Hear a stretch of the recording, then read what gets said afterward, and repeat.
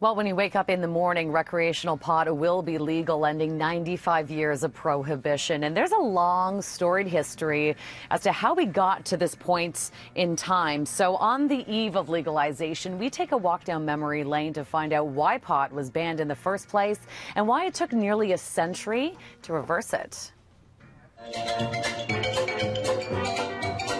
It all began in the Roaring '20s. Booze was still prohibited in many provinces, including Ontario, and the government was now cracking down on the hard stuff, opium, cocaine, and heroin. Historians have debated this, and there's really no clear answer. Professor Dan Malik of Brock University wrote a book on Canadian drug laws. He says cannabis got tacked onto a list of dangerous substances without any science or research behind it. What we see happening at this time was this understanding or this belief that recreational use of mind-altering substances was a problem. It could be a national problem, it could be a problem of a moral problem, a physical problem, even a religious problem. There was no discussion in Parliament about this. The legislation itself had lots of discussion, but the inclusion of cannabis was not mentioned at all. Back in 1923, the year Prohibition began, weed was relatively unknown to North Americans. The recreational use of pot here didn't really start for another decade.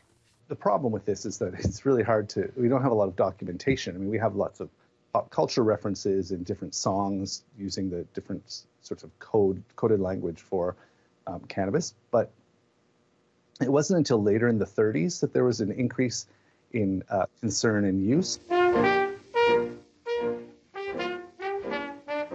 This composition by renowned jazz musician Louis Armstrong, for example, is called Muggles, a slang word for cannabis that was well known in the New Orleans music scene.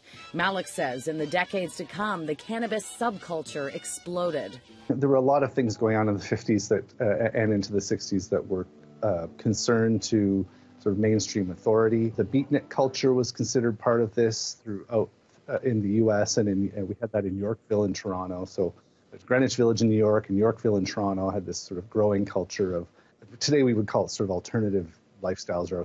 For the next 60 years, police were cracking down on cannabis use. Countless Canadians were arrested. The short answer to how we got to where we are today, I would say, is medicalization. When people started to see it being useful for treatment or at least palliation of conditions like people under chemotherapy and more recently PTSD, people started to see this as in a less negative light. Now, it may be hard to believe, but recreational marijuana has now been legal for 18 years, and as of tomorrow, recreational use will also be legal. For everything you need to know about buying and using cannabis in Ontario, head to our website, citynews.ca.